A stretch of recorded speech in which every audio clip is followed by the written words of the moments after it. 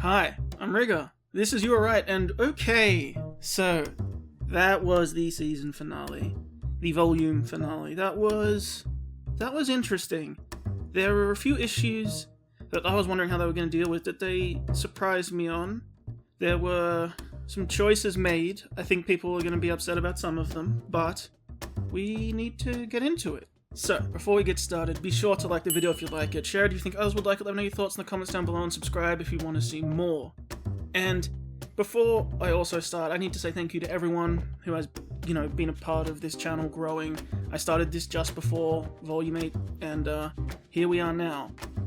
2,500 subscribers over one volume. I couldn't have imagined it would be like this, so thank you all so much. Just from me, and yeah, we'll get started now. And actually, surprising enough, we need to start on the very first screen, which is this. This is, I don't know how I feel about this. There certainly were some very heavy themes in this, and I suppose a warning is fair. And if you're going to do it, I guess on your volume finale is the time. It definitely made you start trying to pick who was going to die. Not that we weren't all doing that already, I guess. But, I want to say that as a film person, it's like the rating on a movie, right? Like, when there's shocking stuff in there, you need to warn the public, but also as the person who made it, you would really like to see how people reacted without a warning. But, it's fair that they did it, so I'm not complaining. I just thought, it was interesting, like, when you go to click the episode and this is the first thing you see, it's like, oh boy.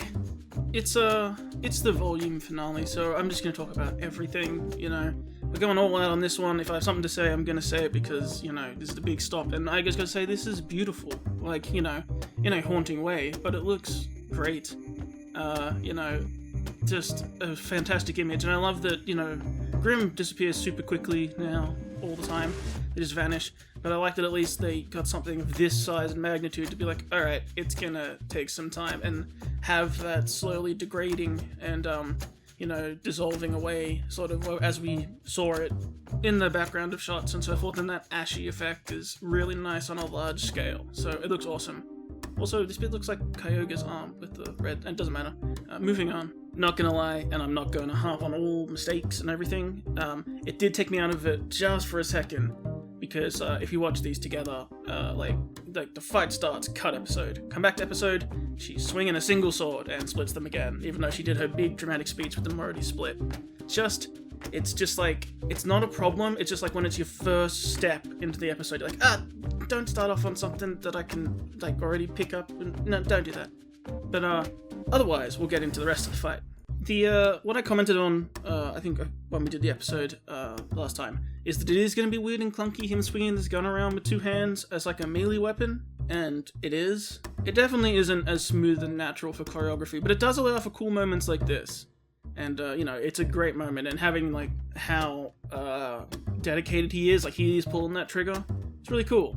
So, I like the threat level, obviously, it's final episode, all the threat level is super high, but, yeah, this, it's still gonna be clunky with that gun.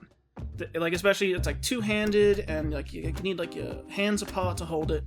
It's an awkward setup, so I actually really praise the animators because, they had to work with this, and they did really well. And, I was, they don't stick to it, but I was happy to see when he pulled out the single gun to end that scene, because it, his combat just works better with the two pistols, even though it doesn't really stay that way. But, I thought it was a good note to end on for that opening cut. I'm not gonna lie, and it's a bad way to start this video because I sound like I'm being negative. I'm not negative about this, but I will point out, just like I said, I'm pointing out everything. This episode really started out on a bad foot because you had the continuity error with the swords. Winter did her big slashy thing again on his arm, and the sound effect, I still don't like it for that, so it sounded off. And then we cut in here to this room, and the Maiden powers bounce off each other, and they make a really, pew-pew laser sound, which doesn't fit the visuals, in my opinion.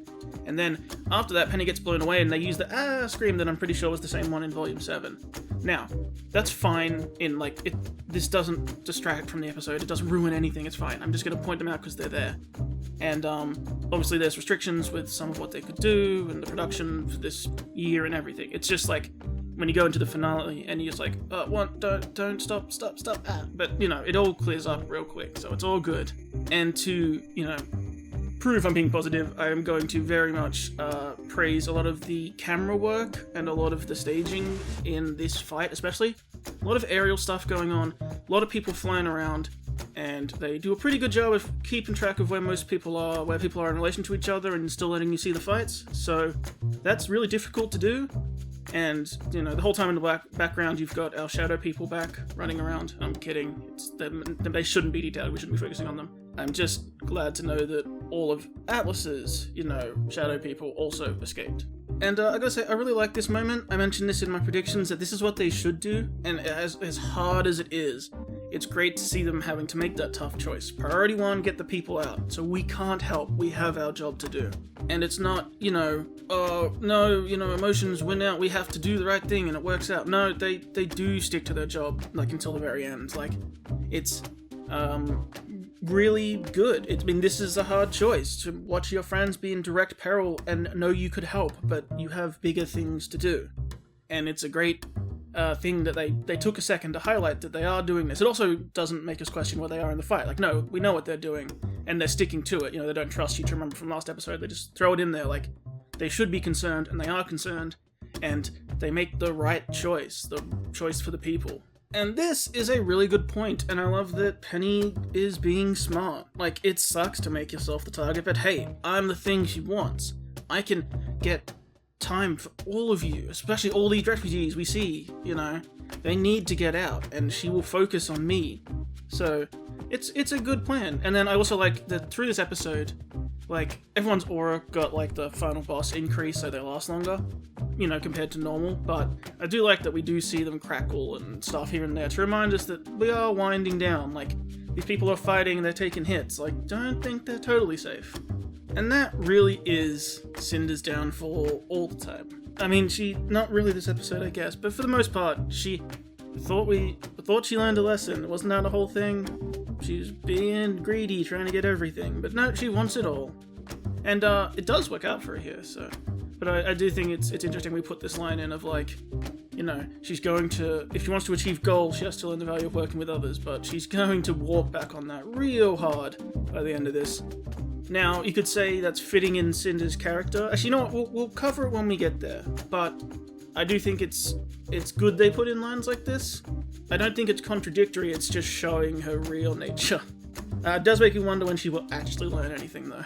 In a way where she sticks to it and actually takes it as a moral thing and doesn't just, take advantage of it. But, yeah, she's a bad guy, so. To minimize my editing, I do like that also that Blake came here. She, you know, she made a tough choice on who to save, but, you know, and there is never a right choice on who to save, I guess, but she made a choice and she helped, and she landed a blow on Cinder. It's good for Blake. I always like seeing Blake get wins.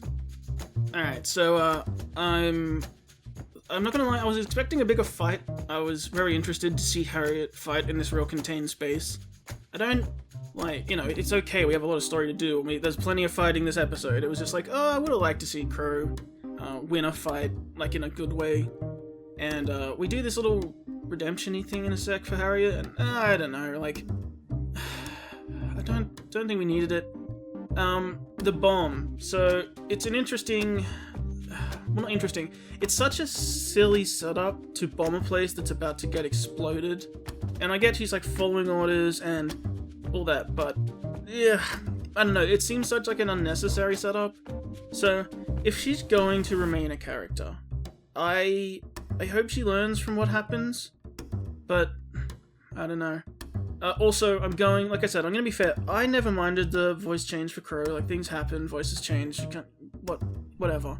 That's external from the show, that's business politics and stuff. I don't care. Like, that's their business. I'm not gonna bring that outside stuff into judging the show. And for most of this season, I think Crow's done perfectly fine voice-wise. But he did sound like he was really struggling for his lines at the start of this scene. Don't know what happened. Maybe it was trying to shout or, like, be super forceful with the voice because they're in, like, a moving ship and everything. They're trying to simulate that. Just wasn't clicking, but that's okay. It cleans up fine, so it's all good. And I did really enjoy Harriet ground pounding the back of the carrier so that it tilts back so that it starts to slide. that's an interesting solution to your problem. I did find it interesting that Harriet didn't directly attack Crow when he was stopping it, like just kick him, but yeah, okay. We got it set up for the scene, so. This is the one that felt kind of weird for me. Like, I can logic it out that, like, oh yeah, they didn't want her to die, they didn't want to, like, sentence her to death. So, when they got into a ship to chase Harriet, they took her with so she didn't die by being crushed in hours, because they didn't want to execute her, basically. That's fair. Except, they need to get to the ship quickly and chase down Harriet, but that's fine, that's fair, they didn't want her to die. But they let her out to help, they just, like, even without a weapon, she's a force to be reckoned with. And again, it feels like, so like, it worked out, but it feels like characters acting because they know it will work out because they've, like, seen the script or something.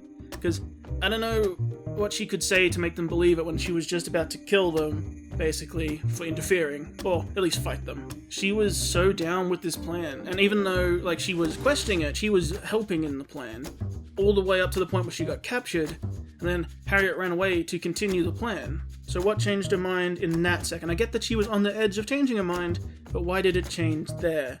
Just because an Atlas robot blew up, and Harriet successfully went to go do the mission that you were assisting with. Well, yeah, okay, she was actually there to stop Crow and Robin, but she was there to stop Crow and Robin because they were trying to stop the plan. So in the end, you were still working towards the plan. You know, while I don't mind the Aesops, like even the harder ones, starting to question what they want and having a turn. Like, you know, you saw Elm and even Vine questioning themselves towards the last few episodes. You know, that's fine. But it feels like this is a big, like, character arc moment. Like, oh, they finally came around to being friends and opening up to their emotions and being honest with how they feel about each other. But at this point, was anyone asking for the Aesop's, like, redemption arc to continue as characters? Because I don't mind it, but it feels like we could have done more with this ending otherwise. Like, just for them. Because, like, we don't like most of them. We really don't like Harriet. And, like, we're not meant to. We set up for a showdown with Crow that doesn't really happen. And then the people who, the remaining sort of leftover two in the group, who sort of we don't carry the weight on, they're just the other members of the group, come around and complete their friendship arc and redeem Harriet.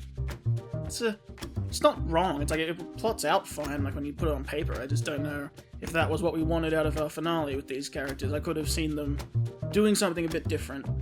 Alright, so, I guess what I'm realizing when I'm doing this is I'm sounding really negative. And I will say when I have negative things to say.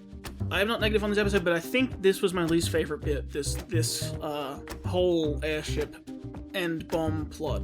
I think because, you know, we got robbed of Crow versus Ironwood, which was built up for so long. The bomb dropping thing seems sort of irrelevant at this point, and we got Aesop's redemption, which I personally don't really care about. So maybe I'm being too harsh, but I will say this stuck out as super weird. Like, I get what they were going for. He gets knocked aside, the bomb starts sliding, and he's like, oh no, my bad luck. And he pulls out Clover's pin to think about it, like, help me, buddy, or, you know, I wish I was lucky like you, and it tings, and the bomb stops right on the edge and does something lucky. And I don't mind that, like, oh, why, it should have been unlucky, that's his semblance, he can't, like, turn it off. Like, you can do, like, afterlife tinges of, like, you know, something happens with characters that have a connection, that's fine.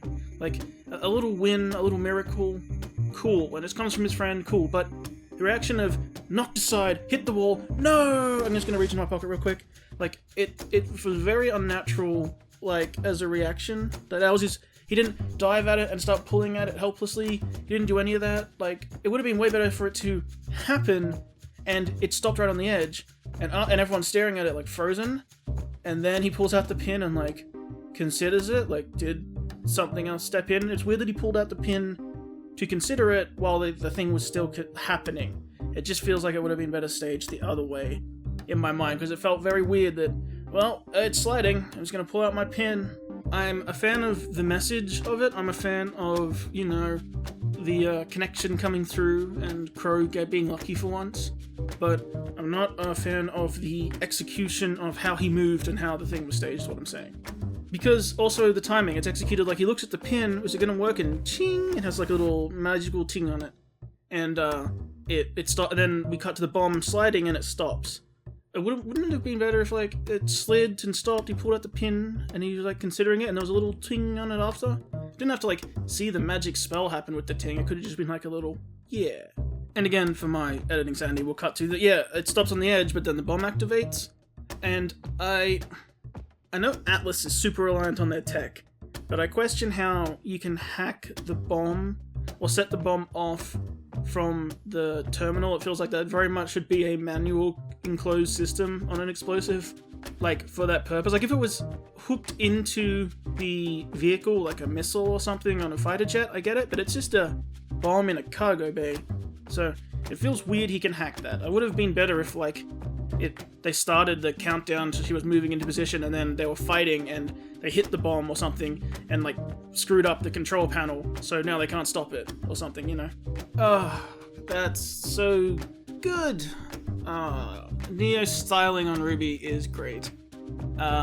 Of course, Neo's animations are fantastic, and I really am liking the animators having to work with RWBY dueling. You know, when Crow duels, it's usually with his sword, and, you know, they say, oh, it's better for dueling, and that's fine. That's like a, you know, out-of-show explanation of, like, oh, logically, but, you know, who cares about logic with fighting with that? But it is a hard weapon to duel with, you know, it's hard to, like, cross swords when someone has a scythe like that doing those moments, so, you know, the umbrella's a bit easier, it's more like a normal stick, but there's a lot to count for with RWBY's weapon. And they did a really good job here. There's lots of complex moves being done. I like innovative uses of RWBY's semblance, where she's, you know, throwing the scythe and then semblancing around to catch it where she threw it to. These are all really cool, but of course, Neo should be better, and is, and completely styles on her, and it's fantastic.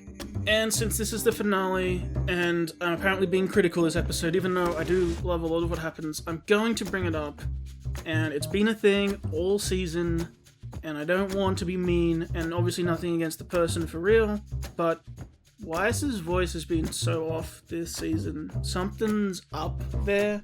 I don't know if it was just situations, I don't know, obviously their personal life if something's going on, but some of these deliveries on Weiss are really taking me out of some of these scenes, and I don't know what it is. You know, it's not like she was a problem before or anything, something's just been off, especially this volume. It's been stilted, the tone is weird, it doesn't sound committal, like, this is meant to be a leave her alone, but it's sort of like, you know, leave her alone, and like, with a shout, and it's, I don't know, something's off, and I'm not gonna harp on it, I just wanted to mention it, because this was the first line where I heard it, and I'm like, it's still off, and this is, you know, this is finale, big fight, I'm saving my best friend, you know, and it's still a bit off, so I'm just gonna comment on it the once, and we'll let it go from there, because the scene is awesome, and I love seeing her skating through on the glyphs, and you have, you know, both her sword and the staff, she's like dual wielding them, really cool. Again, they all have final boss level auras, because we already saw hers crackle once, and she's still busting out semblances everywhere, without any hint of it running out. So that's a thing. But I do like that we still, like, we're putting people in danger, like when RWBY hit, her aura crackled too, and if Weiss hadn't saved her, she'd be in trouble. So I do like that we have this large battlefield, and people are having to move from fight to fight, and everyone's barely staying with it, so it's really good. Not to mention that, you know, she actually does a good dual wield here. She leads in with her main weapon, and as soon as Neo blocks it, she actually hits her with the actual staff, which is a risky move considering how important that is in the entire dimension it's keeping working right now. And knocks her out through the portal, which is also fun. That's really cool. I'll send you out through the portal. She can come straight back, but it's just really cool. Can I say that, especially with these swords, this whole, like, putting them down behind her back, like, two wings off to the side and flying like a jet fighter, looks awesome for Penny. And, I guess we'll need to remember it, because, you know, spoilers. But, yeah, no, I thought it was really dope. I'm glad they put in the effort to her, especially since what is gonna happen. She goes out she goes out very interestingly, but she has a great, last showing. And this was a great moment. Again, marred by the delivery of her voice, I'm sorry. Come on, we have to do this for Yang. I'm not a voice actor, obviously, I can't do any better, but it was just off. But followed by this was fantastic, like, seeing that happen, knowing that they're both screwed, and Weiss makes the choice, puts the staff in RWBY's hands and shoves her away and just takes the blast herself. That's rough, and awesome, and it actually does break her aura, so we're, getting serious, and, they gotta hand the staff around so that no one gets their hands on it. Really cool. Great escalation here. I love when... So Neo comes back, completely stomps RWBY again, snatches the staff. So now Neo is holding both relics and her umbrella. She looks like an absolute boss. And then we just get rid of Crescent Rose. It's gone. Bye.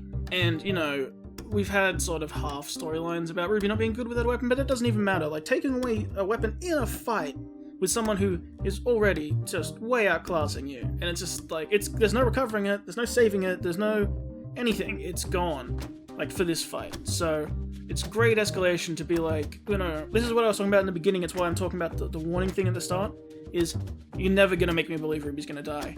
But for people who may be, more susceptible to that kind of thing, putting that warning at the start that people are gonna die, and then you're like, well, Weiss got blown up and her aura is broken, and RWBY's aura is almost broken and her weapon's gone, and we'll see more weapons get broken this episode, a couple of them, so it really starts being like, okay, like, real serious times now.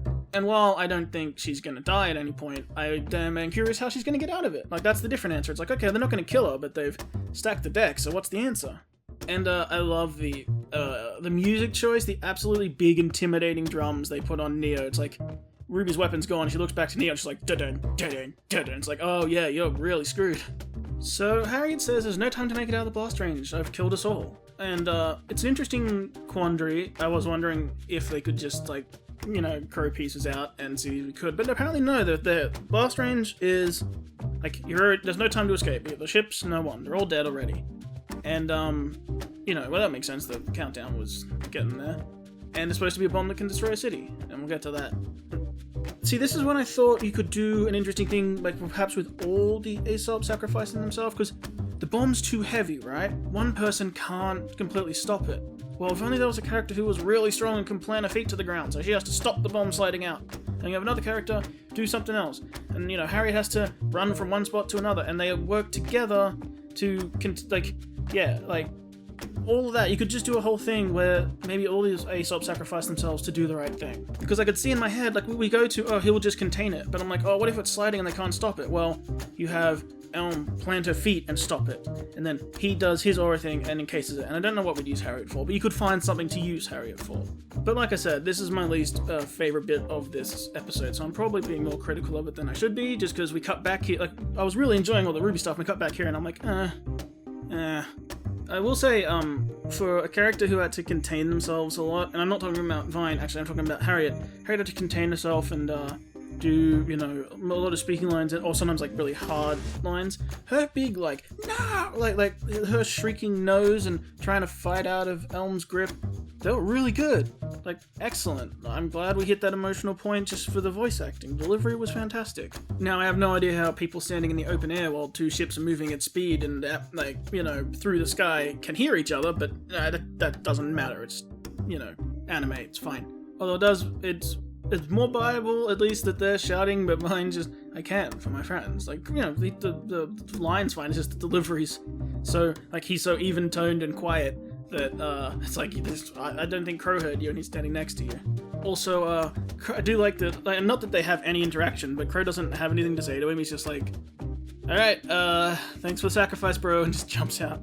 It's just a funny moment, and yeah, on like a deep level, like, what does he say to him? Like, I don't know what he could say. They don't know each other, they don't have something to say. It's just like, alright, I'm gonna leave, bye. Just leaps out. Does leap out like a boss, though, because, So, when I was talking about, we'll talk about the bomb being big enough to blow up a city, that didn't look big enough. Obviously it's being contained, and when you look at the actual size of the ship versus what the blast radius, like how far that aura gets pushed, it's fair enough, like the gas and the mass in there, but what I think would have really nailed it, and like I said, there's a lot of big animations in this, the team deserves so much credit. The only thing I was hoping for is not that the bubble wasn't big enough or something, it's that when it broke, there should have been like a pressure release still.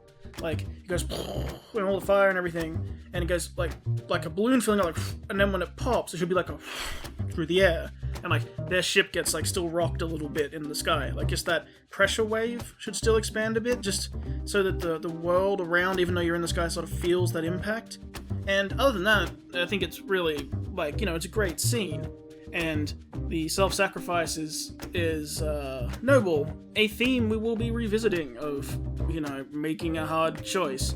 So, I gotta say, when this happened, and she sort of, did the come and get it, and, crucifixed on the edge there, and said, whatever you wanted, hope it was worth it. I do think it's interesting that she said whatever you wanted. Does she not put together why she might be pissed? Does she not even get the Roman thing? It's interesting to me on, a psychology level. Is RWBY still interpreting it that she's just a bad guy? And I get that she doesn't have a whole lot of evidence of that. Every time she shows up, she just tries to hurt them. But I do think it's interesting that... I'm hoping that's something we can play off in the future, that RWBY hasn't put it together, even down to the hat. But also, I do love her play of, draw them up to the edge, and then I will fall, but semblance around the back and kick it. It's a very Spider-Man-like move. I have to say, there was a split second where I envisioned the fire punching through the other side of her chest. Again, I know it's not gonna happen, but it was a hard impact, and I'm like, oh, and then that little, even in the freeze frame I have here, you can see a bit going through. I'm like, if her middle of her chest goes red and it goes right through, I'm like, that's how you really ruin a series, I guess. But it would have been, an incredible moment of, I still wouldn't think she'd be dead. I was like, how do we solve that? Are they falling into the afterlife or something? So it was a big hit, and I think they really sold it with the animation and the lighting. Look at her hair, it looks fantastic, so really cool. Wow, so Cinder got some things to say, apparently. You should have never threatened me, and you should have never been born. Wow. I mean, as a I'm about to kill you line, it's not bad. And she threw around that staff really cool, and she threw... what's funny is, I was like, are they going to kill Neo? Are they going to kill Neo? And I'm like, they're not going to. There's no way. And it's funny, as soon as Cinder kicked her umbrella into the void, I went, they're not killing Neo. That's fine. Because, she wouldn't be the same without her umbrella, and kicking it into the void doesn't really help anything. And I'm like, it's so she can get it back, because if they... But even though it still should fall out if they left it with what happens, but still, it was like a confirmation of she's coming with, because the umbrella will be down there when she gets there. And I do like that this is not a criticism at all. Cinder makes a classic villain mistake. I'm going to kill you in a dramatic fashion by, smacking her hand and making her fall, and then RWBY will fall too. But it's RWBY has no aura. Just fire blast her in the face right now. Just bang, hit her right there, and you'll kill her as she's hanging there, because she has no defense. But that's not a criticism of the show. Obviously, you need the show to continue, and what she did would still kill them. It was just her, I'm gonna be cool about this. As long as I'm flair, bang. If it was Ironwood doing that, I would question it, because, he doesn't have as much of a flair for the dramatic, but Cinder definitely does, so it's perfectly fine. And I won't go back and grab the frame for it, because this is great enough, because look at the great expression on Neo's face again. But the look she gave Cinder when she took the lamp, when Cinder's hand reached out and grabbed the lamp and goes, you should never threaten me. Her face went from confused to, oh, bitch, please. It was a great switch on Neo's face, where it wasn't fear, it was just like, really? And I absolutely love the double fake out of RWBY's falling. Oh no, she's saved. Oh no, she's not! Fantastic. Good job. Where, you're like, oh, that's the convenient save. Oh no, the convenient save didn't work. Fantastic stuff.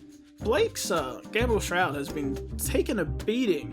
It got broken by Adam, now the ribbon got shortened, and that's after the ribbon was already too short to get Yang. It's been having a rough time of it the last few seasons. And it's funny, when I saw it, I'm like, okay, they're falling. And then my next question was, how's they gonna get Gamble Shroud? No, she's gonna have no weapon again, that can't be. And then we do find a way to do it, so it's fine. Because literally as I asked that, it's like the answer to my question. I was like, oh, the ribbon broke. How's she gonna get Gamble Shroud back? Then bang bang, get back. And I was like, oh, Weiss is using it. It's okay. And I like that we bring this up. This is a great thing to lean on, that they don't know they can't come back. So that's fantastic. That's really, really good. And we didn't actually see them really go through, so it tells me that, the Happy Huntresses are on the other side, because we haven't really seen them yet. Which is exactly where I thought they'd be, it's where I thought they'd end up, it makes sense for them to go there, I just didn't know if they were still in here helping people get out, or whatever, but I guess everyone's gone by now, so yeah, sure.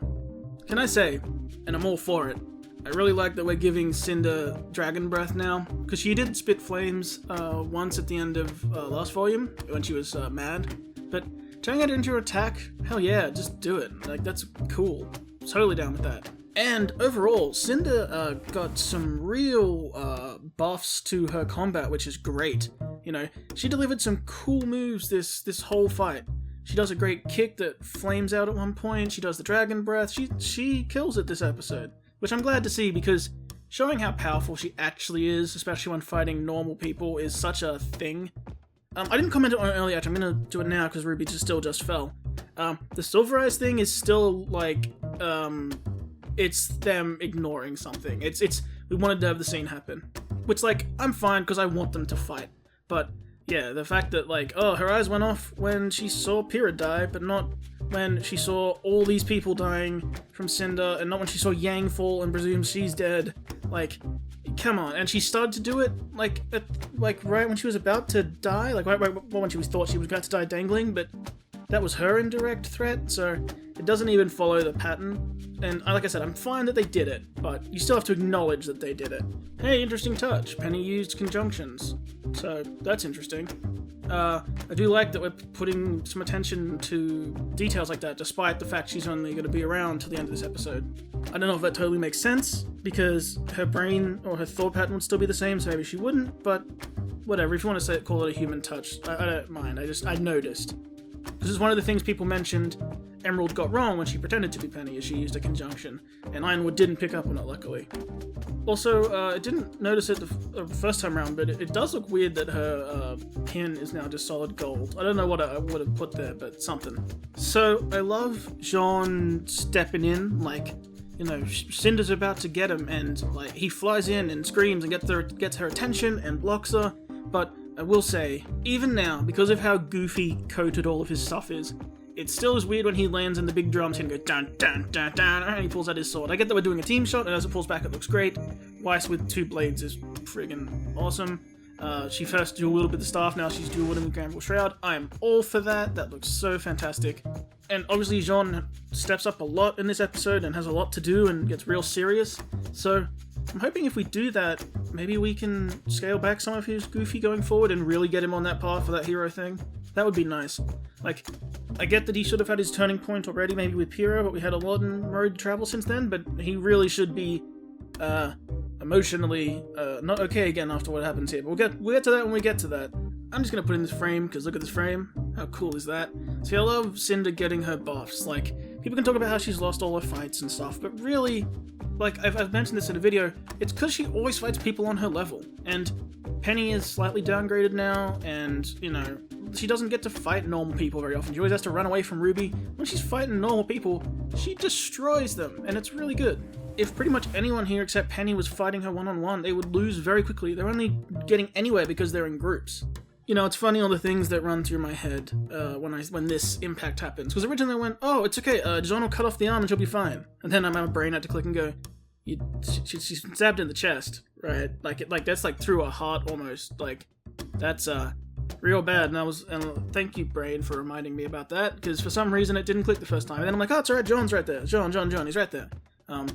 And I will say I was expecting him to come through and to mimic the Neville taking the head off Nagini shot, slicing through the arm. And I get that's why the fire's there, to like keep them away for a second. But yeah, it's like, okay, and we'll talk about it in a second actually. We'll go forward. Okay, so this is the second time Penny has mentioned this. And it was interesting because everything in my brain told me we weren't gonna do this. On like a logic level, not because I really wanted to see it. I said, I'm like, as much as I love Penny as a character, I was happy to give her an ending. Like, it doesn't have to be death. I was happy for her to move on and protect the people or something, or I don't know. But it felt like making the plot jump through hoops to set up your scenario, because the only reason we went to the vault was to save her, and we went through a really long, confusing, explanation as to how they saved her on technicalities. And then after all that, we just make her human so that we can kill her for reals now. Like, you can't question it now because she's really dead. And I was in my head, I'm like, that doesn't really add up. And I still have a bit of an issue with it. Again, I don't have an issue in the plot as much. Like, in the characters' heads, these decisions, I guess, make sense. I mean, from, like, sitting at the desk writing it out. I'm not sure if, point A, B, and C really lined up in a straight line.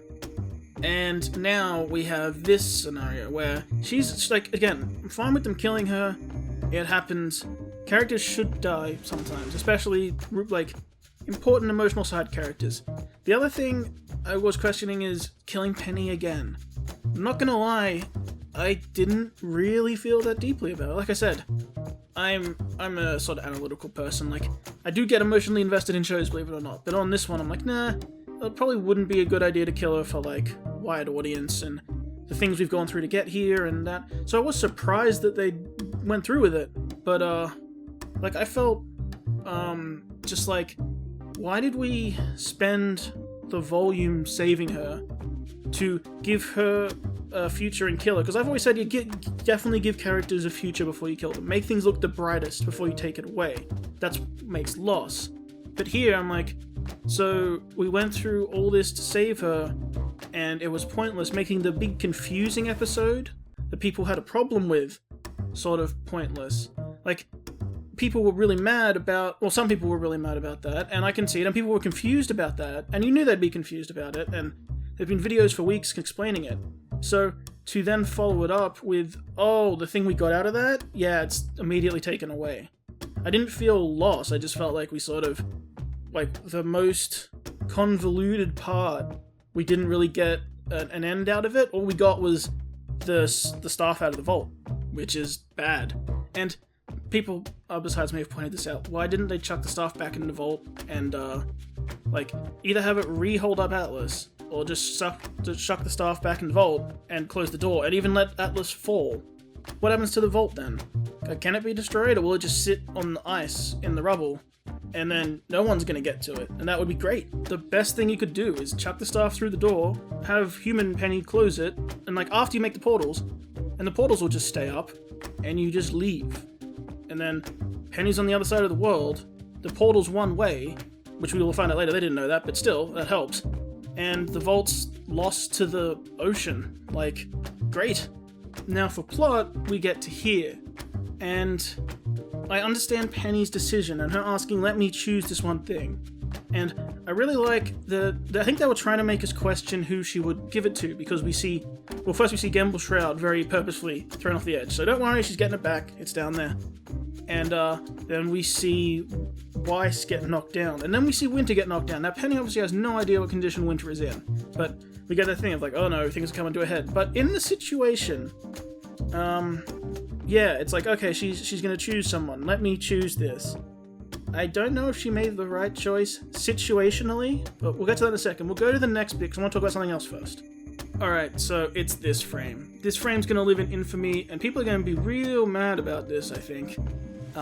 Like I said, I did feel in this scene, but I didn't feel for Penny. She made her choice, and there's a whole assisted suicide discussion you can have if you want to about if that's a thing. I'm not even going to go into personal politics. I'm like, that's a whole other argument. Take that away. We're in a show, and also people asking to be put out of their misery in like a battle is a thing. I was wondering, like, how long she had left anyway, but I guess you don't want to suffer, so just do it quick. And she's got a plan.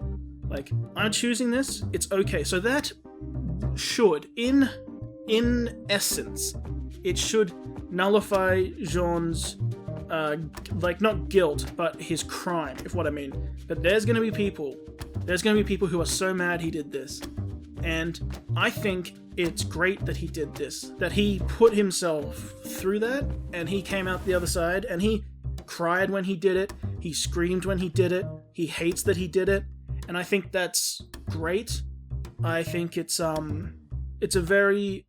strong choice, and for the Goofy character to do this, here's where I want his serious turn to be. Like I said, RWBY should never not have comedy, but Jone's still being goofy in Warzone, and, you know, they still gotta make him wobble and fall down and stuff. Losing the love of your life, that's, horrendous. And, seeing kingdoms fall and friends hurt, horrendous. Killing a friend with your own hands on their request, not even because they were doing something wrong, that is exceptional on the emotional impact scale. That's breaking the scale.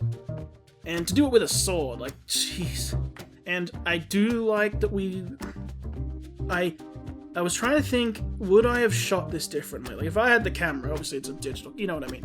But if I had control of the camera, would I have shot this differently? And I think it's the right way to do it. We don't see what he did.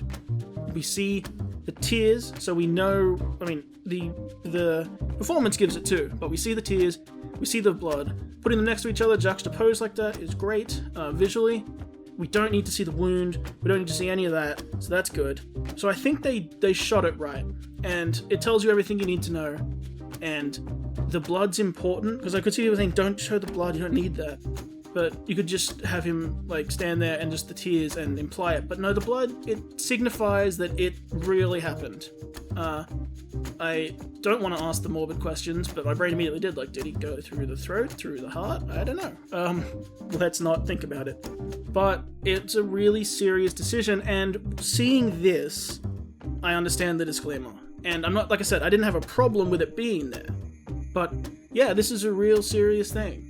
And, you know, because it wasn't done in a shock way, it was done in a slow way where she asked for it, you could see it was going to sort of be committed to, and then we just cut to the eventuality. It's not like something really sudden, like there was some lines of build to it, so you were prepared a little bit.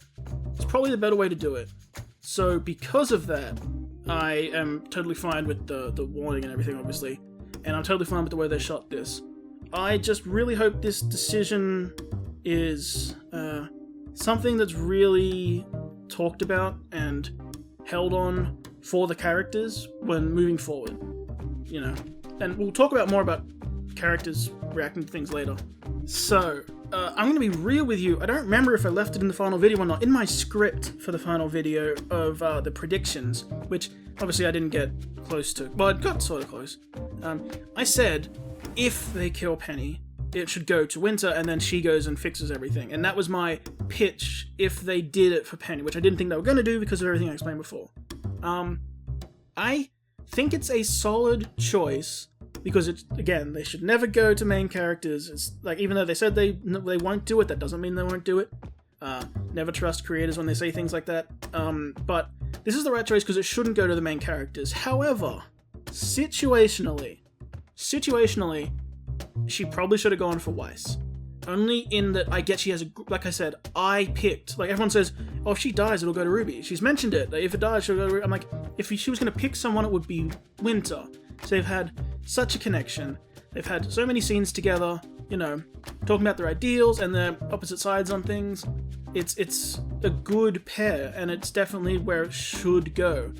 However, on the battlefield, when you have no idea of Winter's situation, and you see Weiss getting knocked down, and Cinder is right in front of you, and you're about to die, I would have picked Weiss. Not that the show should pick Weiss, but situationally, I'm like, the threat is right there, and the only, like, viable candidate is also right there, so would have done that. But that's fine. Moving past this is an interesting concept to me, this meeting in void space. I don't even mind as much that we haven't seen it before. He could have said, why didn't we see this with Penny? It would have been nice, like when Freya gave it to Penny. I like this idea, though, that there's a moment of transfer and they get to talk. I don't even care if it's like a retcon. I think it's a cool idea. Obviously, anime does this a lot, where people talk in like a void space to sort of, you know, like people who shouldn't be able to talk in like a headspace, but they still hear it, so it works. But I like this idea of like one soul's going to combine with the other, and they sort of have a meeting about it, and it's like, hey, heads up, this is happening. And I can understand then, like, imagine you were the past Spring Maiden, who was just a little girl and wasn't ready for the powers, and like, you know, when suddenly one day this pops into your head, you know, someone you maybe don't even know, just being like, hey, so this is happening. It's a little bit like the reaction that Oscar had when Oz started talking to him. So I actually really like this concept. Okay, if you're someone who's watched my videos, I have to bring it up. She finally turned it on them. This time it was Penny who picked up someone else's hands. After all the times people have done this to Penny when they talk to her, it's been a lot. She finally did it back to one of them. She's like, no, I'm picking up your hands this time. Symbolism, I guess? It's a thing I noticed. It happens all the time, so I like with her last moments, she flipped it back on everyone, you know? It's just, yeah. Also, I want to say, aside of that, I really like Penny's tone here. Another thing that this scene does really well, and what I think might help soften the blow for the audience, is Penny doesn't exist in this place screaming or in pain or sad. She's real jolly and happy about it. She's fine with her decision, and that is really strong. You know, again, it helps take some of that weight off Jone, even though he doesn't know this, but like the audience on Jone. Because, no, we see Penny. She's here. It's like, you know, she was fine with her decision. She's happy. Hi, Winter. Like, yeah, I'm glad, glad you're here. I thought of you, so, we're gonna do this. And it's like, she has a really good tone, and it's a good last image for Penny too. You don't want the last image of Penny to be her dead on the ground like that. Even though it really could have been if you really wanted to, make people sad, which is going to anyway. But this does help soften the blow of like, it's that kind of thing you don't get to see with like Pyrrha and that, where it's meant to be super sad and feel it. This is like, she made a choice, and we even see her on the other side happy and fine with her choice. So, I think it was handled well for a character like that. Like, the last shot we get of her face is her smiling in a happy way, so it's a good note to end on. So, this is dope. Like, really dope. I do think it's funny that all the, memes are justified now. People are definitely going to be going to see Summer can be the Summer Maiden. Some of them with the same name will get the power. Winter is the Winter Maiden. It was, because that was always, like, the joke. That, like, the characters named after seasons would get the powers. So, it's funny in that way, but in presentation, it's dope. And I love that, Winter's interpretation of these powers is really cool. She still sticks with her ice theme, but at least she was already sort of ice themed anyway. And I don't get on about those seasonal things, because remember, like, Amber used ice, wind, and lightning, and Cinder uses fire, and that's the same power set, so, But yeah, it's still really cool and really fits her, and I love the floating weapons and stuff. If you're gonna give them to someone, the best fighter in Atlas would be my pick, which is why she was initially the candidate. It's definitely a solid choice. I just was talking with situationally for Penny, probably not the smartest choice, but a really good choice for the show, and obviously a really strong user that we can give it to.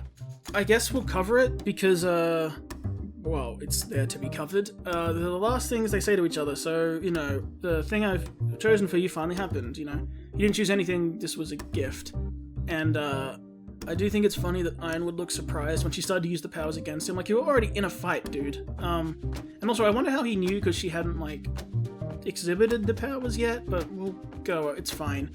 And then she easily deflects one shot of his, and he gets blown up by his own thing. And they leave it ambiguous if she killed him or not, like if that was meant to be his death, and I'm glad it wasn't, because it was way too nothing for his death, but yeah. I do think it's an interesting choice for her not to kill him, though. I get that he's dead, in quotes, but, she didn't, deal the finishing blow and end his life, because, yeah, she has stuff she needs to do, although I don't know how she really knows that, but she does. And, again, she doesn't know what's going on in the portals, and Ironwood could get up and chase you. I mean, he's down and out, he remains down and out for a while, but he also wants to murder you, so, I don't know. For plot, okay, and I get that she does know what's going on the other side of the portals because Penny died. I get that, when I say that, she does know something bad happened because Penny died, so, yeah. But it just, I don't know, from a military person, it's maybe finish off the enemy so they don't come and shoot you in the back in a second, but it all works out. It's funny to me because in this build-up, I'm like, okay, Jone's here, Jone's doing it. There's no way they're killing Cinder. You can tell. They're not going to do it, but they had me considering it when he was one-on-oneing her. It's like, okay, well, their last one-on-one went terribly. How does this one go? And he does a lot better. He actually, blocks her, and he uses his new shield in interesting ways, and then this happens. I'm like, okay, more broken weapons. It keeps happening. And I don't hate it. It's a good theme. It also makes me wonder what he's going to do. I understand that he can, make his greatsword version. That's probably what the answer is until he can find something else. But people have been speculating about that sword forever. I wonder if this is a thing, whether we'll find out something about the sword. The first thing that came to mind actually was breaking the Z sword. Here's the most powerful item in the world. This Z sword, Gohan. It's yours. And he immediately breaks it. And what? You broke it? And it's like, oh no, you're meant to break it. There was there was a thing. I don't think this is you're meant to break it. It's just that ever since he's talked about it being an heirloom, there's been theorists all over the place doing stuff. I never really leaned into it being super special. People went as far as saying it's a sword of destruction. No, it's not. But it's an interesting idea to have it broken, and I wonder if he'll just learn to use the greatsword, but then it sort of defeats the purpose of his shield because he's been getting so much use out of it and it's been so useful. So yeah, I mean, it's a cool thing, and it's like he did better than last time. Last time, she wiped the floor with him and literally stomped him. This time, he blocked a lot of her shots, but she still comes out with the upper hand and breaks his weapon. Well, I mean, I said it for ages, Jone should be the one to eventually kill her, and okay, so this is Encounter 2. Encounter 1, terribly. Encounter 2, he lost, but not as bad. So, I guess we have to wait a long time for Encounter 3, and I would assume that would be when it happens, you know? Third time's the charm, big payoff. It's a natural story beat that feels right. It's just how we're programmed. And I love Cinder's immediate frustration. Where did it go? And, oh, she just looks incredible, doesn't she? Oh, we all stand. We all stand. I love the interpretation of her flying in like this. Obviously, they all do it differently. I love that she's not just flames out the feet again. I love that we are making them fly differently. This is great. The effect is really great. The colors are, of course, great. They all suit her theming, too. So, excellent all around. As much as, the Maiden fight's really good, by the way. Them exchanging stuff, it's really great. I love the bird swarm again from Winter. Her favorite move, the bird swarm. And it being countered with the throwing swords, and yeah, it's really good stuff. But move past it because it's fighting. Like, it looks great, and I can only say it looks great so many times. I do love the powers that they're using. Moving on from that, I do love that Cinder is such a conniving bad guy, because I love the dirty tactics. Like, I'm struggling here. I'm just gonna aim this blast at your sister and friend, go help them. And that's a good tactic. I mean, it works. It's playing on people's emotions and connections. What I wanted to say was this. Like, we built up to Jone's portable shield, and the only play it got was being used as a ramp and, like, I guess stopping the sabers the first time, but that was just showing you it existed. And it's an interesting way to bring it back. I do like the counter, though. Like, no one was expecting that, because I think we all forgot that thing existed. I mean, I didn't, but for most people, probably forgot that existed. Some people probably questioned even what he did for a second. I do wonder if it will keep returning, though. I guess not. And, yeah, I love that Winter loses this race. She's gonna save him, she's gonna save him, she's gonna save them, and Cinder smiles like, no you're not. And closes her hand, and they get blown off. And I love, I mean, what can you say? Like, it's so real that, like, I said, one time that there was one line I didn't like from Winter, but that's because that was, 2 episodes ago? Her voice acting is impeccable. This is great. The delivery's fantastic. You buy her sadness and her rage, and yeah, like, you couldn't have someone better in this position. The voice work is phenomenal, and this is probably one of the better, like, calls for, like, screams of people being lost in that. It's happened a few times now. This one, I think, is the best, and it's really, really great. So I love the scene, love the moment, and I was like, you're counting down the ways people are going to fall. And I'm like, oh, that's a good one. Yeah, it's like, it's funny, that happened to her twice. Because it happened with RWBY and she got blown up.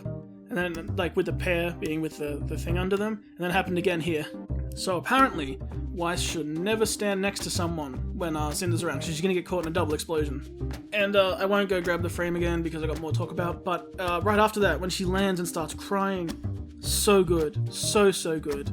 The, crying and emotions like that are really hard to voice act. Like, you feel silly and you got to get really into it, and even then it sounds fake most of the time. No, really good. I love all the things, everything to do with her voice, like the growls, the grunts, the afterwards when she said like that sad and grieving anger. It's so good. I do love also that Cinder just makes more and more enemies. Obviously, Winter would attack her anyway, and they've had fights before, but now you have another, like, person out to murder you for killing people they love. You got Jone out there to do that. You've got, like, RWBY's out there to sort of do that, although she's probably not the super murder type. Winter's definitely out here to do that. Like, he is making enemies so quick. Well, not so quick, but so often. Neo was out here for your head too, so yeah. I think it's funny that the big scream that shakes through the place is just, like, subtitled as screaming, and it's only up there for, like, a second. It's like screaming, and, like, that doesn't do the justice of how long that scream lasts. And I think it's really cool. I like that it, like, shakes the dimension. It's like giving Salem more intimidating sort of presence. Even though it doesn't physically make sense, I don't care. It's Salem. It's allowed to be awesome. Even though she's not even around a portal, who cares? The other thing I want to say is interesting, this frame here, you know, she extends the staff and smiles and leaves. It's interesting to see that from the outside, and because presumably she used it. Like, we didn't see all the smoke and everything, but she must have created something, and they bring that up. And I get you don't want to show us the whole thing. It would have been interesting to have like a little smoke come off it, but yeah, apparently she used it because like it extended in her hand and she thought, and then everything started to change, and she would have to consult Ambrosius to tell him what she wanted. So it's an interesting moment there. I don't know. I think I'm fine that we skipped it. I kind of like the idea of like outside of their reality, like outside of Ambrosia's little conversation. Like everyone else doesn't even see anything. It's just like if you're not in range or however that works. And what I also think is real interesting is that I guess it justifies to me that you can't harm people while time is frozen, because that was always something I thought. Like, if Cinder has the staff, okay, the second she grabs it, uses it, time stops, and you just walk around and cut everyone's throats while they're all paused, and you win. Maybe you can't do that? It would make sense that you can't do that, it's fine. Like, I guess, I don't know the explanation for why you couldn't do that, because they're frozen in time and time has stopped, so maybe your actions don't have impact, but it feels like they do. I don't know. You know, it's an interesting question, and I guess this answers it, because if anyone was going to do that, it's Cinder. So either they didn't think about it, and I'm hoping that's not the case, or you just can't do that, and that's fine. So I know there's no reason she should know to pick him up, but I did think, even in the episode before, I knew what was going to happen. I'm like, that's a dick move to just fly and let him run. And it turns out it was a dick move to fly and let him run. I do like that she last minute turns around, but she has momentum still, so she goes through the portal. But yeah, I mean, I didn't know if I wanted someone like Jone to fall. I kind of like the idea of it being Team RWBY. And I said Ruby and Penny in my predictions because I didn't think they'd kill her yet, but the fact that they did makes me even more wish it was just Team RWBY. Obviously, I think we're going to cut back and forth next season to the two different storylines, which is fine. I just don't know where I would have preferred Jone to be. I feel like he should have been with his team, so I don't know. I guess it'll depend what we do with it. I have maybe an idea or two, and we'll see how that goes. Can I say, I'm really torn about this shot in particular, and I know that I know that I probably shouldn't be, but you have, timing-wise, it's been a little while, and you have Nora there pounding on the portal that she can't get through, and she gives up and goes to her knees. And you have, I think it's Joanna there? Yeah, and she's she's by the portal. But when we cut over to the others, like, killing Grimm, and I feel like, I know it's heartless, but should be killing Grimm and protecting people. Like, try to get through a couple times, but you've been here a while now, and the others are fighting. And I could understand, like, Joanna's, like, protecting a group of people, maybe, but Nora's not helping here. And, I like the emotion of pounding on the door, but I feel like it didn't fit because there's people dying everywhere and a job to be doing. And even though you can't go back to help, it's like, well, Jone's last order, or the last thing they said, was protect the people no matter what. Priority 1. So, even though he then said, yeah, go get them, bring them back, you can't, so fall back to your last order, right? Oh, I wanted to mention this. I cannot remember what they're called now. I've known it every time, and now I can't remember what they're called. The, scorpion things. The contest winner, Grimm.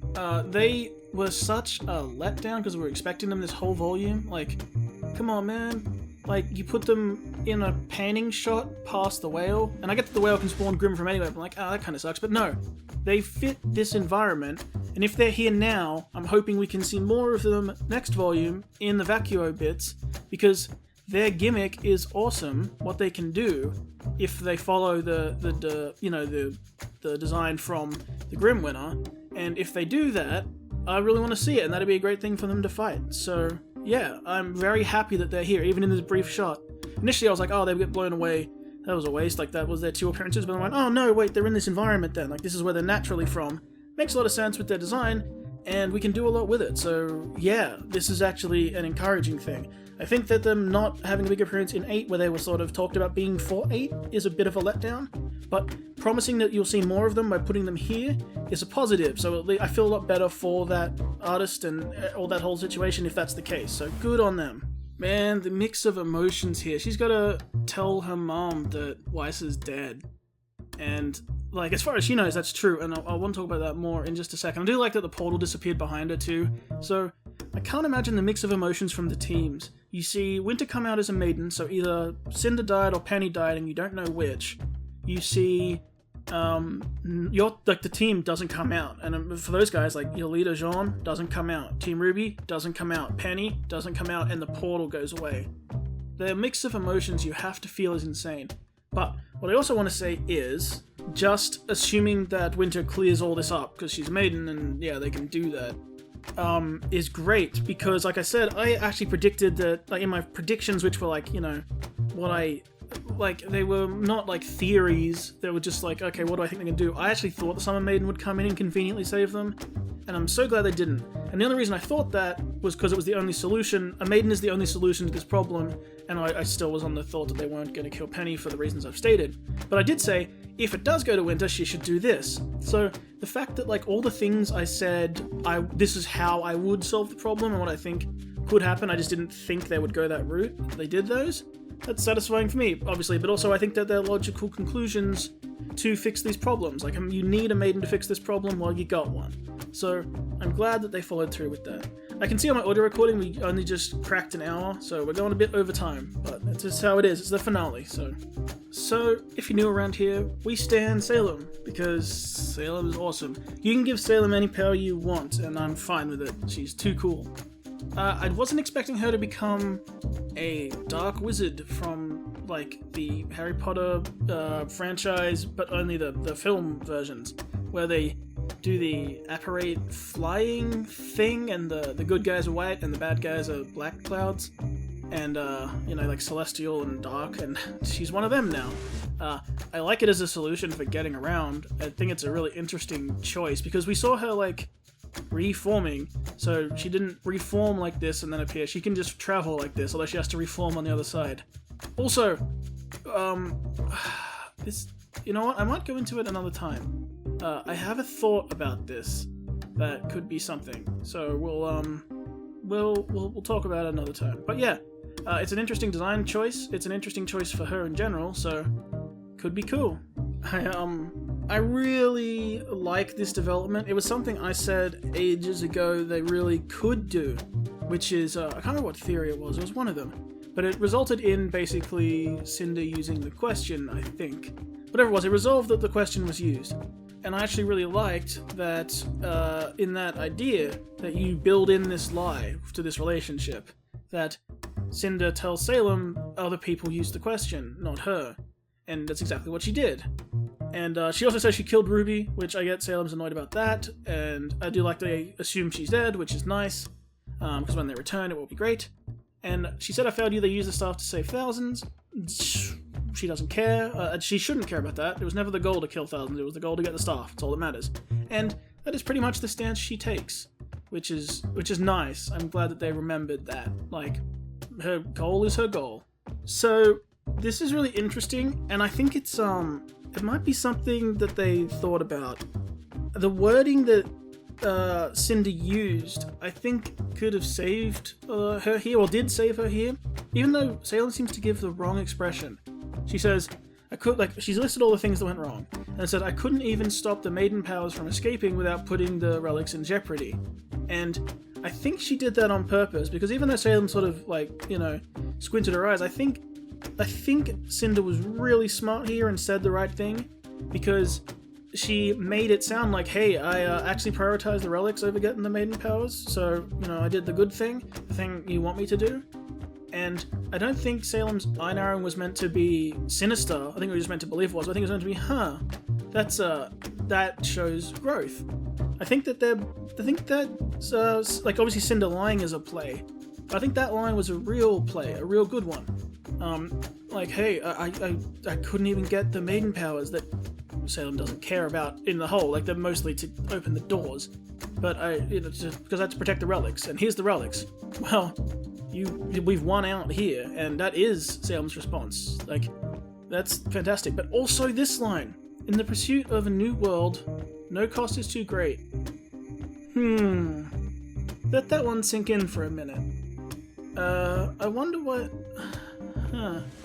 It really makes you think about Salem's motivation, and whether she's lied to Cinder or if Cinder knows about blowing up the world.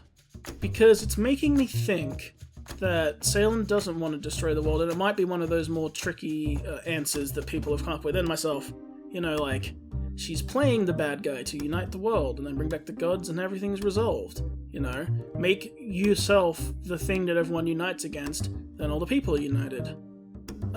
Because if pursuit of a new world, she like, the only way to get a new world is to fulfill the gods' want, not resolve it, because if she does that, then, they'll come back and wipe everything out, and that's not what she wants. Well, it might be what she wants, what people think she wants, but it's not a new world, so it wouldn't achieve that goal. Unless, and I'm trying my best to remember if Cinder knows. I think she would know. I think she would know about blowing up the world, because Tyrion knows, but Hazel didn't, so maybe Cinder doesn't, and she's still putting on an act for Cinder, that she's trying to make a new world. Because actually that would make sense, because Cinder probably wouldn't want the world to blow up, so okay, maybe not. Maybe it is an act because Cinder still doesn't know the truth, that she wants to blow up everything. Yeah, it just caught my eye. I was like, I can't tell if this is an act for Cinder because she doesn't know yet, or if it's not an act and she has different motivations. It just as a line, like as a specific line for like a slow scene where you think about all the dialogue. So it just stood out. Just a puzzler one. Just leave there. Ha ha ha ha ha. I like this. They used the staff, so I'm assuming you destroyed the creation. What did you make? Because yeah, you gotta make something new. She made fire just to screw what? I wonder what Ambrosius had to say about that. It's gotta be so pedestrian and boring for him. You want me to just make fire? That's nothing. I do like that she's screwing what's here. Can I point out what's? You've got to be smart. There's a room full of soldiers and stuff around. Use a gun to break the window, dude. I know you don't have your gun, because it would have been in lockup when you got busted, but there are guns around. But the image of someone trying to break a window with a chair that won't do it, I guess, is a common image. And I guess he's not supposed to get away anyway. I wonder how far away ships are. Because why is he trying to get away? I guess there's flames in the room too. We don't get a good look at it, so I'm just going to go with the fact that, let's just assume there's flames everywhere. He's trying to, there's a glow inside, so he's trying to get out too, so he's got nowhere to go, so he's gonna burn to death. But I still would recommend the gun to try and break the window. Not that he's getting out of here and Atlas has fallen anyway. But that is a nice screw you at the end. At least Cinder did kill him. Hey, I made a theory ages ago that Cinder's gonna kill Watts. She didn't do it anything like the way I said, and it's not the point of the theory really, it was like a backstory idea. But in the end, she killed Watts, so I get sort of a victory, kinda. Yeah. Ironwood may be a bad dude, but I am kind of let down that he didn't take a shot there. I know, like, he was lining up the shot, and he's in pain, and he's struggling, and Cinder goes, and that's checkmate. And I get that she had a chess thing where she left the piece in his office, although it very much felt like she just wanted to conclude the chess stuff that's been all over the show, even though it's not directly with her. I know Queen, like the Queen virus and all that, I get it. But, yeah, and I like his his realization of, yeah, we're totally screwed now. We're fallen. I'm stuck. And this is not how you didn't see the body. There's no way out here. Especially in time. But I would have liked him to get a shot off. I don't know, if he got a shot off, who would it be better for him to shoot? It's not going to take down either of them. So, because of that, I feel like he should have shot Salem, just so he sort of can say he did, even though it would do nothing, put a hole in her and nothing happens. Obviously shooting Cinder is the smarter option, because you might want to kill her, but she's in no position. She has aura and powers and stuff, she'd be fine. I just meant, like, if he was going to shoot one, I guess symbolically I'd have him shoot Salem, but then he'd look stupid because he knows he can't kill her. But, I don't know, I just wanted him to get a shot off at the end. This whole volume we talked about stopping them, and he didn't even get his shot. Didn't shoot your shot, buddy. But yeah, no, I mean, it's a good way. Him going down with Atlas literally is a good way to do it. In my predictions, I said he was going to get blown up with the bomb, because I like the idea that the thing he set up kills him, like his own destruction method kills him. And when the gun got rebounded on him, I was like, oh, that sort of counts as dying to your own shot, but it was way too quick for him to be actually dead. Him just having to lay in his failure and drop, I mean, that works too. There's something very funny about the bad guys smugly flying away. I do like to remember that Salem can just fly. If people talking about she's going to turn into the bat thing, no, the bat's symbolic, and it's good that it's symbolic. The wings look stupid on a person like that, and it'd be really goofy for her to do that when we know she can fly, and we've seen her fly. We've seen her fly in the flashbacks and stuff, so yeah, they just fly away together. Evil mama and her rebellious daughter, but, you know, for now it works, and she's got 2 relics, so that's not great. She's stacking them up, and she has the relic of creation. She could. That's the other thing. She could use it to make things. Could she make a portal? Like, I feel like you should make a portal to go home, but then you get too dramatically Superman away. Although this actually feels a lot more like at the end of the Matrix. But yeah, I do like, because it's usually, I think it's usually Neo or Superman who heroically flies away from the thing below them in a cool way. But like this time, it's just like the bad guys. Like, yeah, we did it. I did, in the back of my head, think for a second, oh no, they're gonna fly past the ship with Crow and everyone and just blow it up, because we do cut there next, and I'm like, oh no, if it just explodes, that would be terrible. It doesn't, but I was like, oh no, they could just fly past him. Atlas coming down, it looked okay. It wasn't as big as I'd like it to be, but I'm not going to criticize them. They definitely did it as smoothly as they could with, like, without, like, you know, Transformers level, like, staying on it and putting millions of dollars on the screen. At least they did show it coming down on the city and just annihilating it. Like, we do get that payoff, so that's good. So, I gotta question this. I love the idea that he has to go forward now thinking they're all dead. I love that idea. The only problem I have with it is, I get that he's terrified, I guess scary, but this was part of the plan to drop it. And he knew the portal plan and all that, because they all talked about it. Like, it was discussed with Winter, it was discussed with, like, they knew the plan. And now she got, and like, I guess he can't assume she got out, but he knows that they were trying to get out. And the plan was that you guys stop the stuff in the hangar, Winter goes and helps them take down Ironwood, and then the team go to the vault to save Penny and get everyone out of here. Because you knew Atlas was falling. You even said it, we didn't want to drop Atlas either. You knew that would be a thing, so you knew they had to have an escape plan. So, while he can't assume they got out, and I understand that would be heart-wrenching and terrifying, I don't know if he should totally just believe that they're dead. And the thing he's trying is calling them, like calling on an earpiece, but they would, if they got out and were in vacuo, global comms is still down. Which is a thing I'll mention here, because I gotta mention, actually, no, well, first I'll say, I predicted a kiss from Robin, a kiss on the cheek to Crow at the end of this, just because I thought they would think the plan succeeded and fly off. So obviously that didn't happen, but I still think that's gonna be a thing, honestly. But yeah, especially now she can comfort him on the ship the whole way. It's a thing. And the fact that, yeah, the Aesops live through, like, Harriet, Elm, and Marrow. Because, like, do I want to see scenes of Crow and Robin on the ship, where Crow is distraught and she's trying to make him feel better, and they bond, and I don't even care about the relationship thing, like, just positive influences on Crow's life? Yes. Do I want to see Marrow have a future where he gets to do things? Yes, absolutely. Do I want to see Elm do that? Nah, I could take it or leave it. Do I want that for Harriet? Not really. I know redemption arcs are great and everything, but she really soured a lot of people. And the fact she's one of the people who... And she's on that ship, so it's those guys on a ship? I don't know, guys. I don't know if I really want to see that group together. And I don't know what I want them to do in the future, if anything. The other thing I'll say is that they need to be really careful, because as we have seen, when Robin is on an airship, things are going to go wrong. Like, Vine was getting through to Harriet, boom, airship knock, and then she got mad and did everything.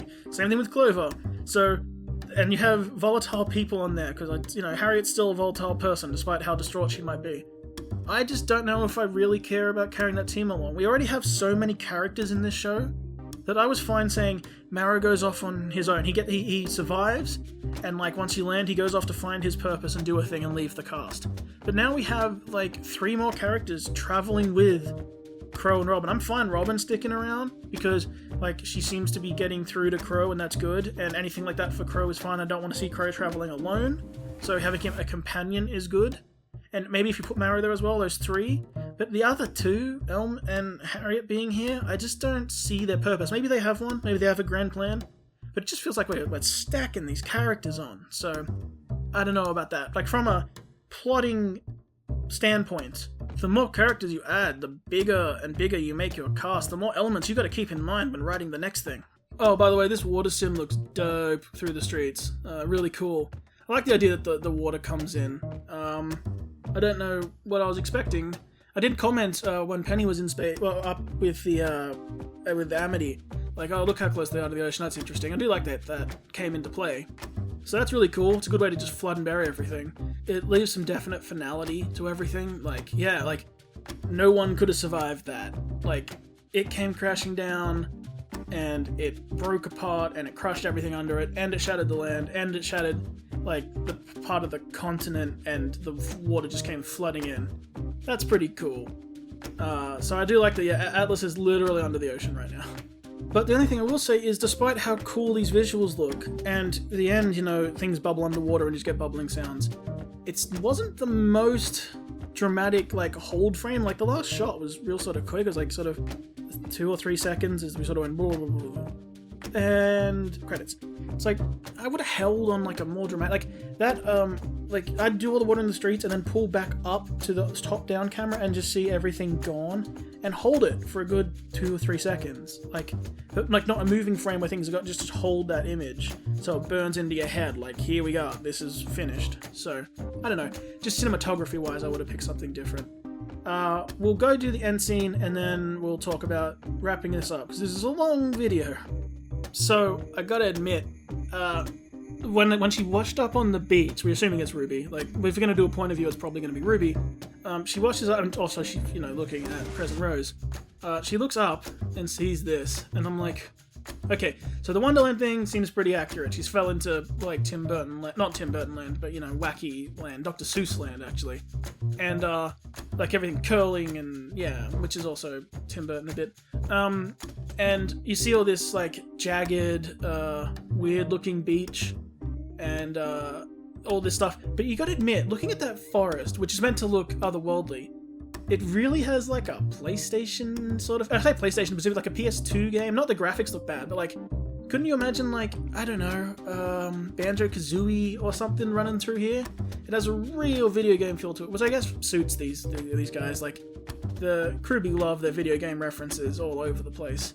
And it just really has that feel. I feel like there's a specific game I'm thinking of, but I can't place it. Also, yes, it's cheeky that the scythe was buried against the moon, and she finds the scythe buried here, like, with the opening. So that's cool. Obviously, I do like that it landed dramatically. I do wonder if the sand texture is meant to be purposely strange. Like, it looks almost solid, but obviously things go through it. Because it doesn't look like sand, it looks like giant hexagons. 1, 2, 3, 4, yeah, so hexagons. Which is interesting, because that's the same shape they used for the top of the water in Volume 4, I think it was, when Blake's on the boat. So maybe it's just what their program likes doing, like hexagonal patterns, like the way that they model it out. And then, because, like, the sand around the scythe is just like a little image there. It's like Diglett's rock, like it just sort of sits. So I do wonder if it's meant to behave totally like sand, but the animation wasn't there for it, because all the sand in Vacuo look great, so it does make me think it's just meant to be weird. I do feel like they fell into a video game. And also the giant shells makes you think that there might be giant monsters, so that's cool, because like, you know, the shells, obviously not all shells Hell's thing, but you know what I'm saying. It's indicate the scale is up, so that's cool. And then we get this. Now, I feel like I'm missing a reference, but it feels like a lot of different trees. There's a lot of famous trees in video games, stories. I don't know which one this is specifically. Could be a lot of things. That the world tree is a common idea, but I don't think it's that. I don't know my Legend of Zelda. What's the Deku tree look like? I don't think it's this, is it? A split second, Google has told me it's not, and it doesn't have a face. But yeah, there's a lot of things this could be, and obviously the color scheme, if not everything else, tells you how otherworldly and weird this is. I like it. It also made me think of the Pokemon DLC, which doesn't seem right for when this was written and stuff. The big tree that the legendary birds meet at on the island. Anyway, going off topic, so yeah, they fell into Wonderland. Who would have thunk it? And before anyone goes, oh yeah, but they didn't show Yang or anything like that, let's be honest. You saw her eyes were open and she fell. Literally everyone fell, and everyone's fine. So unless she drowned in whatever ocean they're in, which is, I guess, a real possibility, other than that, they're here. I was gonna say when she washed up on the beach, I was thinking Inception. When they're on the edge of reality, like the dreamscape thing in Limbo. It's making me think of that. But now we have to jump to final thoughts. So this video is very long, but I'll give final thoughts. What do I think? I think they did pretty well. I think they were in a kind of dicey spot after the last episode with how they were going to work things out. There's things I would have liked to change, though. Obviously, just for me, the whole Nora wanting to be on her, find out who she is alone. I feel like you could have done that by, having her split physically. The fact she's still with Ren. And I guess you could do a learning thing where they are side by side, but she's doing her own thing. But, I don't know, I just feel like it would have been interesting to have Nora fall, which is what I'd had in my original predictions and changed it, because I wanted them to physically split apart. For Nora to go on her own adventure, and maybe Ren to think she's dead and go through his own thing and then come back together later. I wanted them, I've said it since the beginning, I wanted them to kill Ren. That's a different thing. That was just a theory I've had since the beginning of this channel. The first video I ever made was the Ren will die or should die, and here's why. And I thought, the other thing, if Nora was going through the portal, that was my other thing. If she goes through the portal, then Ren should die, so that she can find out who she is alone, and she doesn't get her happy ending. Especially with Ren's aura breaking at the end of the last episode, and I called it in my prediction. I'm like, they're gonna get him out of it. That was to make you think they're gonna do it because they've been dangling some death flags over him and then not do it. And I was like, no, they're gonna do it. I got faith. I can feel they're gonna stick to this one, and they didn't. But I'm not super mad they didn't. I think picking Penny to die is a weird choice, just because, again, killing character a second time is always gonna be weird. And I feel like they jumped through the hoops to make her human, so you can't question if she can come back again. But, that's that. But the biggest question I have, that everyone has, that they forgot about, Pietro and Maria. Pietro's got to learn his daughter's dead, and Maria, are they just gonna float, aimlessly, listlessly around the atmosphere, with a busted thing? Or are they just gonna crash into the ice and freeze to death? I really thought, at the end, they'll just be clever, and it'll just have, an emergency beacon going off, a beep, beep, beep radio signal, and Crow and Robin on the thing would just pull up and just pull them in. I'm fine with them being traveling companions, we already know them, but they just didn't occur in this episode. I would not be surprised if next volume they're just in the plane and then we just assume that we got them because they went, oh, we forgot, and they added in for next time. Because they're in a useless was listing might fall thing, because one of the boosters on it was broken or whatever, the stabilizer, so they drifted out of range. I don't know if they kept drifting or if they're just hovering at a certain level or if it would crash into the ice, but either way they've just been left, and they're elderly people, so their aura's going to run out eventually. And I know they're in a building, but it's going to get cold in space, or the atmosphere, or the ice, or wherever you land. I guess they can entertain each other. Okay, but the rest of it, I had Cinder falling, not because I think she should have, I just wasn't sure what they were going to do with her. I don't know how I feel about her going off with Salem, because there's going to be the settling in Vacuo, and we have this thing here. And the reason I say that I was going to have her fall is, who's going to be the bad guy? And obviously, when I say the bad guy, that also can be a challenge. It feels like the challenge in Wonderland, where we are, I'm just calling it that, is get out. How are we going to get out? But I thought the Staff of Creation would fall, but it would fall and go elsewhere, and then they have to get back to it to make a portal out. That would make sense. Instead, they will have to find a way out in universe, whatever that may be. That's fine. That's their goal. But what's stopping them? And there might be characters, but you're introducing all these new characters who we don't have backstories for and connections with. So if Cinder fell, their rivalry about having to get along could be the enemy that's stopping them getting to their goal. And then put minor villains in, who we don't have to care about because the focus is on, like, Cinder, RWBY. Now, they can do that with Neo. Absolutely, they're going to do that with Neo. They go on a trip together, work together. It sounds awesome. I love it.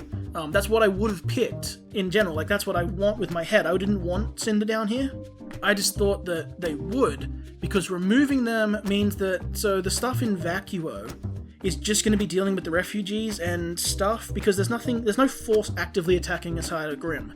So I thought, it wouldn't make sense for Cinder to go through the portal, because then she'd murder all the civilians, and like, even if she fought Winter, right? And also she's trying to survive, so maybe she would fight off the Grimm, and that would be interesting, but she has no reason to help them. And then, going back to Salem and lying is fine. I just wonder what Salem and Cinder are going to do next season, and if it's nothing and they're just preparing to come again, then I guess we're falling back on Tyrion and Mercury. Which is interesting because you have Emerald there, so Emerald and Mercury, and you're going to have that issue. But then your only big bad who's sitting around is Tyrion. Now, Tyrion forcing Mercury to do stuff, because he might be sort of unwilling at this point, but he's scared of him. Cool. Tyrion versus Mercury? Cool. All of that. But we have tons of teammates and a Maiden and possibly a second Maiden, and you have Tyrion. Tyrion's fantastic. He's an ace-level combatant. He's a great assassin and a schemer, and he's evil to the core and will die for Salem. And I'm sure they have some kind of plan. He and Mercury were sent to do a thing, but I just wonder how effectively they can do that thing with so much opposition there. Because, yeah, Watts and him caused a whole lot of trouble, but they did start getting actively hunted, and they did their things very quickly, and also they had control of a place through Watts. But they don't have that level of control and power in Vacuo, so I do wonder what they're going to do. And like I said, I don't want Salem breathing down the necks of our protagonist all the time. She shouldn't always be around. Just because she was introduced, like, into the fight, she should go away and come back and go away and come back. But Cinder is the person who is always around, who can always be on your tail and always fighting you and screwing up things, because she's powerful, she's driven, and she fills that role as the nemesis. And if she's not going to be a nemesis to RWBY and Team RWBY and thinks they're dead, she could still be used to, screw up everyone in Vacuo. And I guess she's not. I'm just going to go with Tyrion. And is Cinder going to take a volume off? I guess that wouldn't be the worst thing. I'd be interested to see stuff between Salem and Cinder on their own, how they talk to each other or whatever. But are they just going to go all the way back home and rebuild an army and then go attack again? It feels interesting. I get there's like a travel volume, but I hope we do get to see a little bit of Salem and Cinder interact in that volume. Other than that, I think that's everything. Everyone on Team RWBY will be fine. All the weapons fell down, or the Gamble Shroud needs a replacement ribbon. Wonder if they're going to cover that. And Jone's sword is busted. Other than that, I think, yeah, they're all good. Everyone's fine. Weiss has her weapon. Gamble Shroud fell. Blake fell. Yang wears hers. Crescent Rose is there. The Umbrella fell. Neo fell. Yeah, they're all there. They're all fine. I am excited to team up with Neo, though. I do want this really bad. And I'm really happy that I tweeted out maybe the final word was a reference to Neo. They'll do she dies and says one word, or we get a flashback to see the last word she spoke. That was my predictions of like what it could be if Neo was key to this, which I'm glad she wasn't, because I don't want to see her die, because that would have probably involved her dying or being super pivotal, and the only way she'd be really pivotal is if she killed her. So, glad but not. She's money, she's too good, so them being lost together, fantastic. Overall, I think it's a really good ending to the volume. I think they dug themselves out of a bit of a hole that they fell into with some of the stuff in the last few episodes. They made some very surprising decisions, which is a good thing. And yeah, I'm happy with the setup that we have now. Ironwood's gone. Well, that's what I want to say. The last thing I want to say is, in this travel arc / recovery arc, I want to see everyone treat this as seriously as they can. Like you have Nora and Ren, and like they think that Team RWBY and Jone are dead, and I want to see that. Like really see them lean on it. Have them cry and suffer and struggle, and you have Winter there as well. And I like that, the Schnees are here. Maybe they can do something, but they have to go through Weiss being dead, and I guess a little bit Jacques. So show them lean on it. I really want them to. So I'm fine if we have, that would be a great juxtaposition to me, in my eyes. We have going through weird and wonderful Neverland, or no, sorry, Wonderland, same thing. And, you know, going through these crazy adventures in this magical place that don't make sense with the cool, rad Neo. That's fun. And then in Vacua, you have these sad, depressed people who think all their friends are dead and things are falling apart. And then you got the menace of Tyrion. If they really set that up right, I think you could really knock it out of the park. So that's what I want from a finale. It's not just resolving things, it's the bright future, and I think that's the bright future. So, I think I'll end it there. Nice positive note. We're going to hit an hour and a half, so I'm going to wrap it up real quick. So until next time, and for these thoughts videos, until next volume, I really hope you have a wonderful RWBY hiatus, and I hope you've had a wonderful day, and you'll continue to have them until we revisit the world of Remnant again. There will still be RWBY stuff on my channel. Check out RWBY runs and theories about next volume, and all that stuff will happen. And yeah, I mean, until then, my name is Riggo, and I hope I did alright.